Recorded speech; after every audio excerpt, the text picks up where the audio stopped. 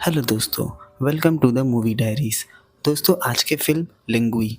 दोस्तों central Africa में बसा हुआ देश चाड, यहाँ 55% आबादी इस्लाम को फॉलो करती है और 41% लोग क्रिश्चियंस हैं।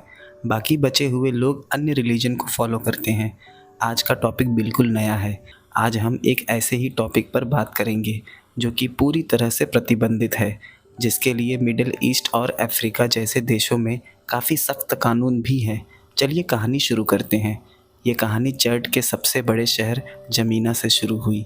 यहाँ एक स्लम इलाके में हम एक अमीना नाम की महिला को देखते हैं जो अपनी 15 साल की बेटी मारिया के साथ रहा करती है। अमीना स्कूल के दौरान ही प्रेग्नेंट हो गई थी। तब उसकी उम्र बहुत कम थी और उस लड़के ने अमीना को अपनाने से भी इनकार कर दिया। यहाँ तक कि अमीना के परिवार वालों ने भी उसका साथ न देकर उसे घर से निकाल दिया, क्योंकि इस देश में अबॉर्शन को लेकर काफ़ी सख्त कानून है। अपना गुजारा करने के लिए वो ट्रक के टायर में से तारों को निकाल उसका स्टोव बनाकर बेचती है। उसके गुजारे का यही एकमात्र जरिया था। वो सारा दिन सड़कों पर घूम घूम उसे बेचती और शाम लौटकर घर आती। आज जब वो वापस आई तो उसकी बेटी मारिया काफ़ी उदास बैठी थी।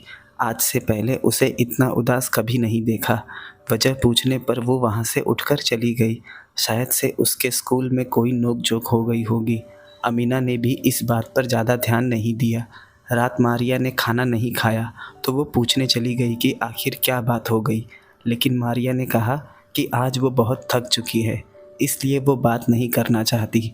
हम देखते हैं मारिया रात सोई भी नहीं। अमीना दूसरे दिन एक शख्स से मिलने गई। उसका नाम इब्राहिम है, जो कि उसके पड़ोस में ही रहता है और कबाड़ी का कारोबारी है। अमीना ने उससे कुछ पैसे उधार लिए थे, वही लौटाने गई थी। यहाँ हमें पता चला कि इब्राहिम अमीना को काफ़ी वक्त से पसंद करता है, लेकिन उसने कभी बताया नहीं। आज उसने अमीना से वो बात कह दी। अमीना और इब्राहिम रिश्ते में चचेरे भाई बहन लगेंगे, जिस वजह से अमीना थोड़ा हिचकिचाने लगी। लेकिन इब्राहिम ने कहा, इससे कोई फ़र्क नहीं पड़ता, हम एक दूसरे से शादी कर सकते हैं, यहाँ तक कि वो उसकी बेटी को भी अपना लेगा। लेकिन अमीना इसके लिए तैयार नहीं और वो बिना कुछ कहे ही वहाँ से चली गई। वो सुबह और शाम नियम से रोज़ाना प्रेयर के लिए भी जाया करती, लेकिन आज वो दिन में आई नहीं। इसलिए इमाम ने उससे न आने की वजह पूछी। अमीना ने उससे कहा कि आज वो थोड़ा थक गई थी, जिस वजह से आ नहीं पाई। इमाम ने उसे सलाह दी कि वो दोबारा से प्रेयर मिस ना करें। वो वहाँ से जाने लगी। तभी इब्राहिम पीछे से उसे आवाज़ देने लगा, लेकिन अमीना उसे बिना जवाब दिए जल्दबाजी में वहाँ से चली गई। रात उसने देखा मारिया किसी बुरे सपने की वजह से जाग गई और वो ठीक से अपनी माँ के किसी भी बात का जवाब नहीं दे रही। यहाँ अमीना को समझ आ गया कि कुछ तो गड़बड़ है। दूसरे दिन स्कूल जाते वक्त वो मारिया का पीछा करने लगी। उसने देखा स्कूल के सामने एक शख्स मोटरसाइकिल पर आया और मारिया उसके साथ चली गई। उसने मारिया का पीछा करने की सोची, लेकिन कोई गाड़ी मिली नहीं। इसलिए वो वजह का पता लगाने स्कूल में चली गई। वहाँ वो प्रिंसिपल से मिली। यहाँ प्रिंसिपल ने बताया कि मारिया प्रेग्नेंट है, इसलिए उन्होंने उसे स्कूल से निकाल दिया है, क्योंकि उसकी प्रेगनेंसी से स्कूल की रेपुटेशन ख़राब हो सकती है। और अभी मारिया की उम्र सिर्फ 15 साल है। लेकिन इस बारे में अमीना को कोई खबर नहीं। मारिया दोपहर जैसे ही घर आई, उसकी माँ ने उसे एक ज़ोर का थप्पड़ जड़ दिया, क्योंकि उसने इतनी बड़ी बात उससे छिपा के रखी, जो कि काफ़ी शर्मनाक है। मारिया ने अपनी माँ की सभी बातों का उल्टा ही जवाब दिया और वो रोने लगी। उसने इच्छा जताई कि वो अबॉर्शन करवा लेगी। अमीना ने कहा वो ऐसा बिल्कुल नहीं कर सकते, क्योंकि इस देश में अबॉर्शन करवाने पर पूरी तरह से पाबंदी है और इसके लिए काफ़ी सख्त कानून है। मारिया गुस्से में आ गई। उसने कहा कि ये मेरा शरीर है, मैं इसके साथ जो मर्जी चाहे वो करूं। इस पर उसकी माँ ने उसे बहुत मारा, जिसके बाद मारिया घर छोड़कर भाग गई। उसे समझाने के बजाय अमीना ने उस पर हाथ उठाकर बहुत बड़ी गलती कर दी।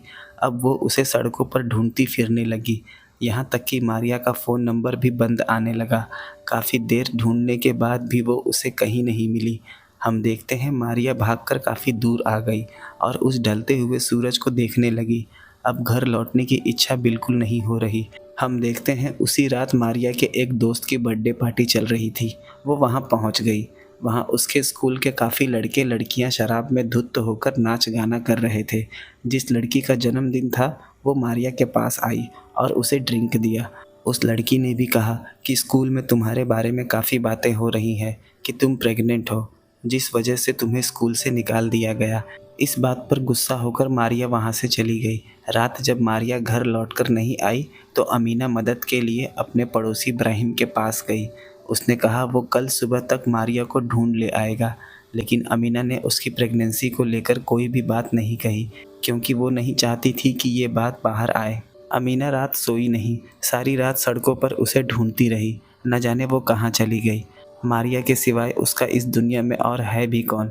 सुबह हमने उसे एक तालाब के पास बैठा हुआ देखा। वहाँ काफ़ी लड़के नहा रहे थे। मारिया तालाब के भीतर जाने लगी, क्योंकि आज वो अपनी ज़िंदगी को ख़त्म कर देना चाहती है। वहीं पास बैठा एक अपाहिज शख्स उसे ऐसा करते देखने लगा। उसने पास नहा रहे लड़कों को आवाज़ दी और मारिया को तालाब से बाहर निकाला। उसे समझ नहीं आ रहा कि वो क्या करे और कहाँ जाए। हम देखते हैं कुछ देर बाद इब्राहिम का भेजा हुआ शख्स मारिया को घर लेकर आ गया। अमीना ने उस शख्स को पैसे देने चाहे, लेकिन उस शख्स ने लेने से मना कर दिया, क्योंकि वो इब्राहिम के कहने पर गया था। दोनों को घर में जाता देख इब्राहिम बाहर से झांकने लगा, जैसे उसे पता हो कि भीतर क्या गड़बड़ चल रही है, लेकिन वो वापस अपने घर में चला गया। यहाँ मारिया और अमीना के बीच इस बात को लेकर काफ़ी देर तक चर्चा हुई, क्योंकि गलती हुई है तो इसका हल भी निकालना होगा। अब अमीना को लगता है कि मारिया का अबॉर्शन करवाना ही ठीक होगा।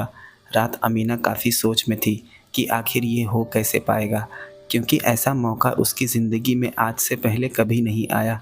पर उसकी बेटी के भविष्य का सवाल है, तो उसे ये जोखिम भरा कदम उठाना होगा, फिर चाहे कानून उसे कोई भी सज़ा दे। दूसरे दिन वो मारिया को लेकर शहर के छोटे से अस्पताल में गई।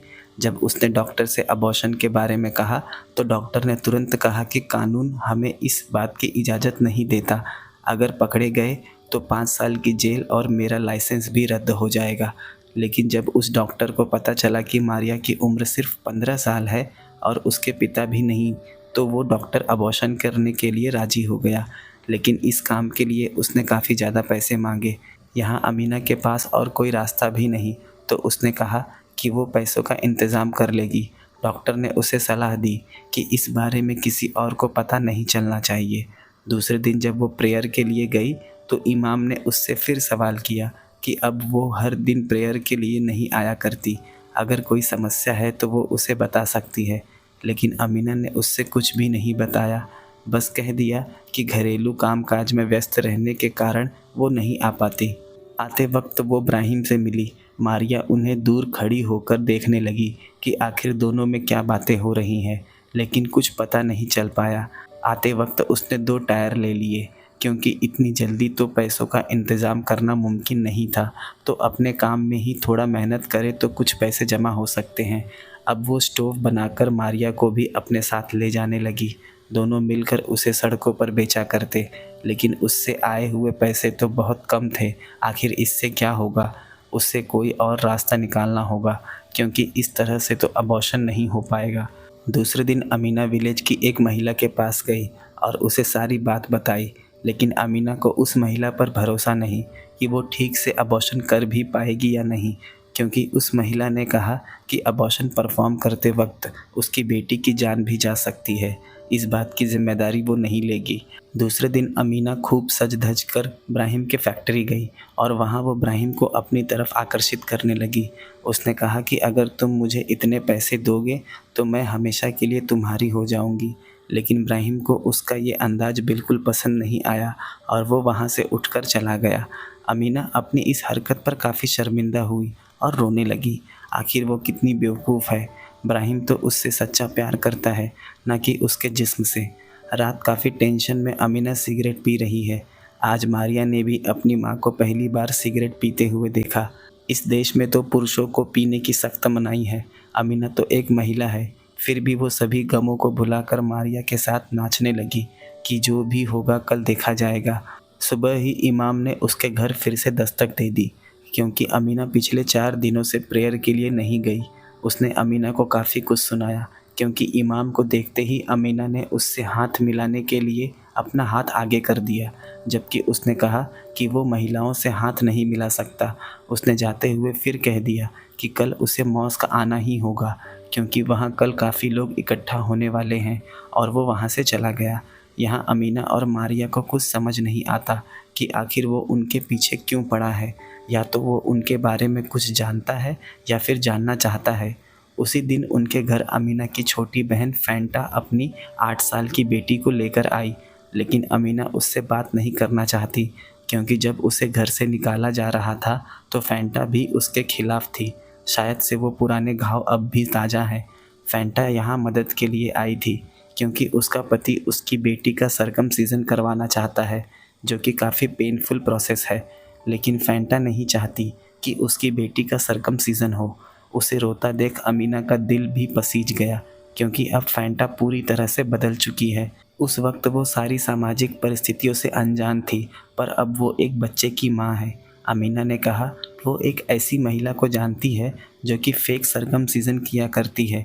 अमीना ने उसे अपनी सारी परिस्थिति सुनाई, जिसे सुनने के बाद फैंटा ने उसे अपने सोने का कंगन और अंगूठी निकाल कर दे दी। शायद इससे उसकी कुछ मदद हो जाए। पहले तो अमीना ने उसे लेने से इनकार कर दिया, लेकिन फैंटा के बार बार कहने पर उसने वो कंगन और अंगूठी ले ली। दूसरे दिन वो हॉस्पिटल गई और नर्स से बताया कि वो बड़ी मुश्किल से आधे पैसे ही जमा करवा पाई है, आधे वो बाद में जमा करवा देगी।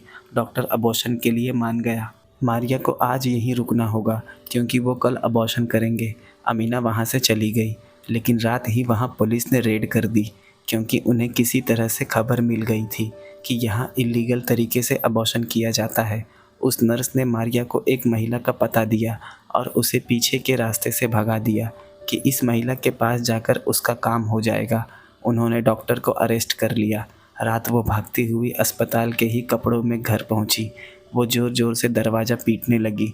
इब्राहिम अपने घर से बाहर आ गया, मानो उसे देख मारिया डर रही हो। तभी अमीना ने दरवाज़ा खोला और वो भीतर चली गई। दूसरे दिन दोनों उस दिए गए पते पर पहुंच गए। वहां वो एक महिला डॉक्टर से मिले जो कि एक एक्सपीरियंस्ड डॉक्टर है और उसने काफ़ी लोगों का पैसे लेकर घर पर ही सीक्रेटली अबॉर्शन किया है। अबॉर्शन करने से पहले वो एकदम से रुक गई। शायद उसे एहसास होने लगा कि ये काम गलत है क्योंकि वो एक हत्या करने जा रही थी, लेकिन अमीना ने उसे समझाया कि वो ये कर सकती है। कुछ देर तक वो बाहर खड़ी होकर डॉक्टर के बाहर आने का इंतज़ार करने लगी। थोड़ी देर बाद वो महिला बाहर आई और बताया कि अबॉर्शन सक्सेसफुल रहा। ये सुन अमीना के चेहरे पर एक मुस्कान आ गई। वो भीतर गई। मारिया अब भी बेहोश थी। उसे आज यहीं रुकना होगा। अमीना कल उसे आकर ले जाएगी। यहाँ उस डॉक्टर ने मारिया के लिए फेक मिसकैरेज सर्टिफिकेट बना दिया ताकि उसे स्कूल में दोबारा से एडमिशन मिल जाए। लेकिन उसे उदास देखा तो डॉक्टर उसके पास आई। यहाँ मारिया ने रिवील किया कि उसके पड़ोसी इब्राहिम ने ही उसका रेप किया था, लेकिन ये बात उसने अपनी माँ से नहीं बताई। यहाँ डॉक्टर ने उसे सलाह दी कि उसे इस बात को खुद तक नहीं रहने देना चाहिए। उसे इस बात को अपनी माँ को बता देना चाहिए, नहीं तो वो शख्स दोबारा उसके साथ यही करेगा। अमीना वहाँ आ गई और फिर मारिया ने उसे सारी बात बताई। यहाँ अमीना को पता चल गया कि इब्राहिम को उससे कोई प्यार नहीं था। वो तो उससे शादी करके मारिया के करीब आना चाहता था ताकि वो उसका आसानी से शोषण कर सके। उस डॉक्टर ने अमीना से लिए हुए पैसे उसे वापस लौटा दिए क्योंकि इन पैसों की उसे ज़्यादा ज़रूरत है। अमीना किसी भी तरह से इस बात को हजम नहीं कर पा रही कि इब्राहिम कितना नीच और गिरा हुआ इंसान है। अब उसका खून उबलने लगा था कि कब वो जाकर इब्राहिम की हत्या कर दे। इस वजह से रात वो ठीक से सो भी नहीं पाई। सुबह ही वो जल्दी उठ गई। अभी सूरज भी ठीक से नहीं उगा। यही वो वक्त है जब इब्राहिम प्रेयर ख़त्म करके घर लौटता है। अमीना अपने हाथ में एक हथियार लेकर उस गली में इब्राहिम का इंतज़ार करने लगी। जहाँ से इब्राहिम गुजरता है, मारिया भी अमीना का पीछा करते हुए वहाँ आ गई और अपनी माँ को छिपकर देखने लगी। उसे कुछ समझ नहीं आया कि आखिर वो इतनी सुबह यहाँ क्यों आई है। तभी इब्राहिम गली में आया। अमीना को गुस्से में देख वो समझ गया कि उसे सब कुछ पता चल चुका है और वो अपने कदम पीछे लेने लगा। अमीना ने उसके सर पर उस हथियार से कई बार वार किए। वो लहूलुहान होकर वहीं गिर गया। उसे उसी तरह छोड़ अमीना और मारिया वहाँ से भाग गए। लेकिन हम देखते हैं इब्राहिम अब भी जीवित है। दोनों लौटकर घर आए। अमीना ने फैसला किया कि वो इस जगह को छोड़ हमेशा के लिए यहाँ से चले जाएंगे।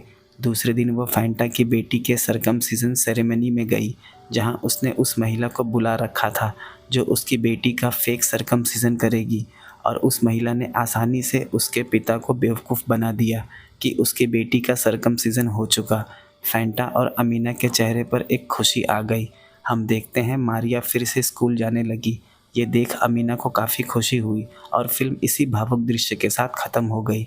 दोस्तों, लिंग्वी एक चैडियन अरेबिक शब्द है जिसका मतलब एक कनेक्शन, एक प्योर बॉन्ड होता है जो कि अमीना और मारिया के बीच था। एक जिम्मेदारी जिसे सबसे ऊपर माना जाता है। दोस्तों, जहाँ तक बात रही अबॉर्शन की, तो ये दुनिया के हर देश में इलीगल है। हाँ, लेकिन मिडिल ईस्ट और अफ्रीका जैसे देशों में कानून थोड़े ज़्यादा सख्त हैं। अगर बच्चा गर्भ में 120 दिनों से ज़्यादा का है तो वो एक लिविंग बीइंग है, यानी कि उसे अबॉर्ट करना एक इंसान की हत्या के समान है, जिसके लिए जेल और भारी जुर्माना है। कुछ देशों में अबॉर्शन अलाउ है, लेकिन कुछ कंडीशंस पर। जब ऐसी सिचुएशन आ जाए जहां मां की जान को खतरा हो और अगर स्कैन के दौरान कोई फेटल अबनॉर्मलिटीज़ डिटेक्ट की जाती है, ऐसी दोनों ही सिचुएशंस में अक्सर मंजूरी मिल जाती है। यूएई पीनल कोड में आर्टिकल 391 के तहत अबॉर्शन होने पर 1 साल से ज़्यादा की जेल और 10,000 दिरहम का जुर्माना लग सकता है। 10,000 दिरहम इंडियन करेंसी में लगभग 2.5 लाख हो गए। ईरान में अगर कोई गर्भवती महिला मेडिकल चेकअप के लिए जाती है तो डॉक्टर उससे मैरिज प्रूफ भी मांग सकता है। अगर वो शादी के पहले गर्भवती पाई गई तो उसे जेल का सामना भी करना पड़ सकता है। अब बात करते हैं सरकमसिजन के बारे में। शायद से बहुत लोगों को इस बारे में पता ना हो। सरकमसिजन लिंग के सिरे को ढकने वाली स्किन को हटाने की एक सर्जरी है जिसे फोरस्किन भी कहा जाता है। सरकमसिजन की शुरुआत मिस्र में हुई थी और समय के साथ इसे अन्य संस्कृतियों ने भी अपनाया। कुछ लोगों का मानना है कि सरकमसिजन की शुरुआत मिस्र में लगभग 15,000 साल पहले हुई थी। सरकमसिजन का सबसे पुराना ज्ञात चित्रण फिरौन अंखमहौर की कब्र में है, जो 2355 या 2343 ईसा पूर्व का है। लेकिन ये प्रोसीजर महिलाओं के लिए भी है, जिसे FGM कहा जाता है, यानी कि फीमेल जेनिटल म्यूटिलेशन। FGM ज़्यादातर बचपन से लेकर 15 वर्ष की आयु की छोटी लड़कियों पर किया जाता है। फीमेल सरकमसिजन अफ्रीका, एशिया और मिडिल ईस्ट के कई देशों में परफॉर्म किया जाता है। इस प्रथा से लड़कियों और महिलाओं को कोई स्वास्थ्य लाभ नहीं होता, बल्कि इससे और भी गंभीर समस्या शुरू हो जाती है, जैसे ब्लीडिंग, यूरिनेटिंग की समस्या और साथ ही चाइल्ड बर्थ के वक्त नवजात शिशुओं की मृत्यु का जोखिम बढ़ जाता है। इस प्रोसेस में क्लिटोरल ग्लैंड्स का पार्शियल या टोटल रिमूवल कर दिया जाता है, जो कि फीमेल जेनिटल्स का सबसे सेंसिटिव पार्ट होता है। दोस्तों, जैसा कि हमने फिल्म में देखा, इसी पेनफुल प्रोसीजर से फैंटा अपनी बेटी को बचाना चाहती थी, इसलिए अमीना ने उसकी बेटी का फेक सरकमसिजन करवाया। दोस्तों, अगर कहानी पसंद आई हो तो वीडियो को लाइक, शेयर और चैनल को सब्सक्राइब जरूर कर दें। मिलते हैं अगले वीडियो में एक नए एक्सप्लेनेशन के साथ।